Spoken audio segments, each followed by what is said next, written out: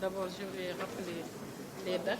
La Semaine nationale de la petite enfance et de la case des tout-petits se tiendra du 9 au 15 décembre sur toute l'étendue du territoire national.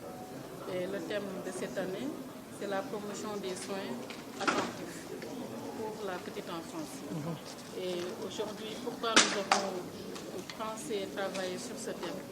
Parce que tout simplement, nous avons compris que la prise en charge de la petite enfance au Sénégal nécessite qu'il y ait un écosystème qui est là, qui va prendre en compte tous les aspects liés au développement de nos jeunes enfants. Par exemple, la nutrition, la santé, l'éducation préscolaire, la protection, mais également le développement du numérique pour l'éducation, c'est-à-dire le projet Connecter la petite enfance. Et le lancement se tiendra le 9 décembre à Kaolack, cœur de ville de Kaolack. Et nous avons également le forum qui porte sur la digitalisation des jeux et jouets traditionnels au Sénégal et qui se portera, qui aura lieu le 13, Inch'Allah, au musée des civilisations noires. Et après ceci, il y a des séries d'activités qui se tiendront dans les 45 départements du Sénégal avec l'appui de l'UNICEF, où il y aura des causeries, où il y aura aussi des groupes d'animation dans les structures, dans les districts de santé, mais également dans tous les sites communautaires qui interviennent dans la prise en charge de la petite enfance.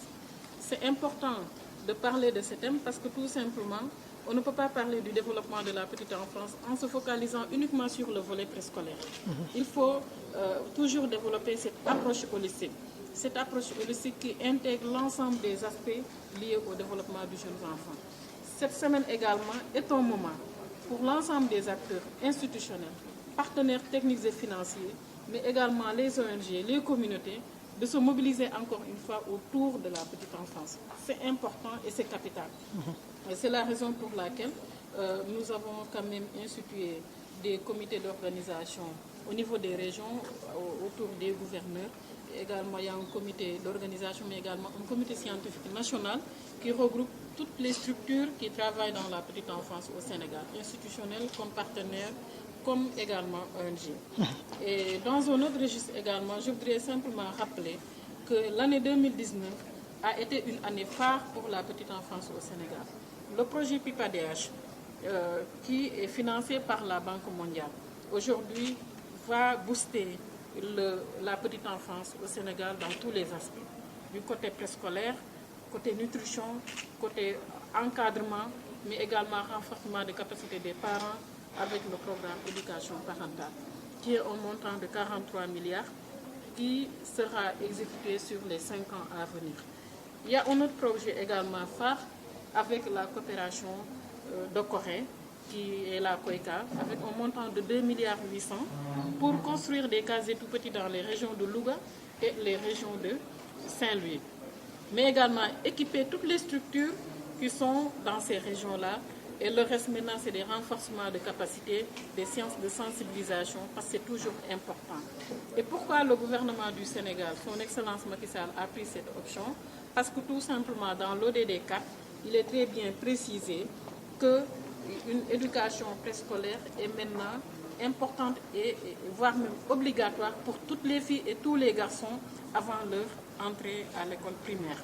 Et je pense qu'également, au niveau du Sénégal, le président de la République en 2005 a pris une directive consistant à généraliser la prise en charge de la petite enfance.